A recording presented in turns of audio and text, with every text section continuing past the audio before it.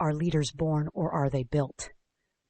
Because if leadership was just natural talent, companies wouldn't invest millions into developing it. Yet they do. So here's the real question. How do organizations actually build leaders? Because leadership is not just a position, it's a capability that has to be developed over time. Most people assume leadership starts when you get promoted, but in reality, leadership development starts much earlier. Companies don't wait for someone to become a manager. They identify potential early and begin shaping it.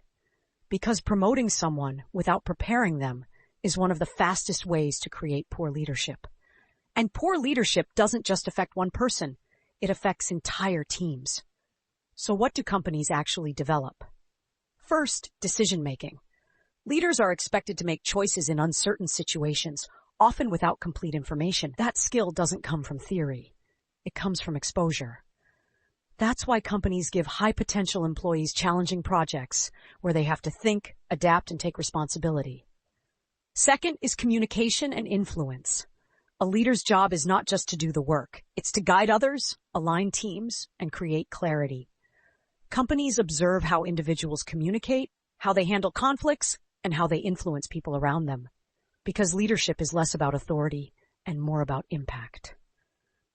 Another critical area is emotional intelligence, the ability to understand people, manage relationships, and handle pressure. Leaders deal with different personalities, expectations, and challenges every day. Without emotional control and awareness, even technically strong individuals fail in leadership roles. That's why companies focus heavily on this aspect during development. Let's take a simple example. Imagine two high-performing employees. One is excellent at completing tasks, but prefers working alone and avoids responsibility beyond their role. The other also performs well, but takes initiative, helps others, and handles difficult situations calmly. Over time, the second employee is more likely to be developed into a leader, not because of better technical skills, but because of stronger leadership behaviors. This is where structured leadership development comes in. Companies use mentorship, coaching, training programs, and real-world exposure to build these skills. They don't just teach leadership, they create situations where leadership is required. Because you don't learn leadership by listening, you learn it by doing. And now this process is becoming more data-driven.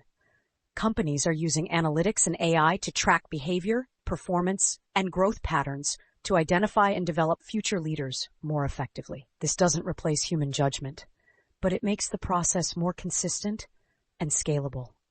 At the Learning Studio, we're breaking down 100 subjects into simple, powerful video series so you can learn smarter and understand how the world actually works. Because once you understand how leaders are built, you stop waiting for promotions and start developing the qualities that make you ready for them.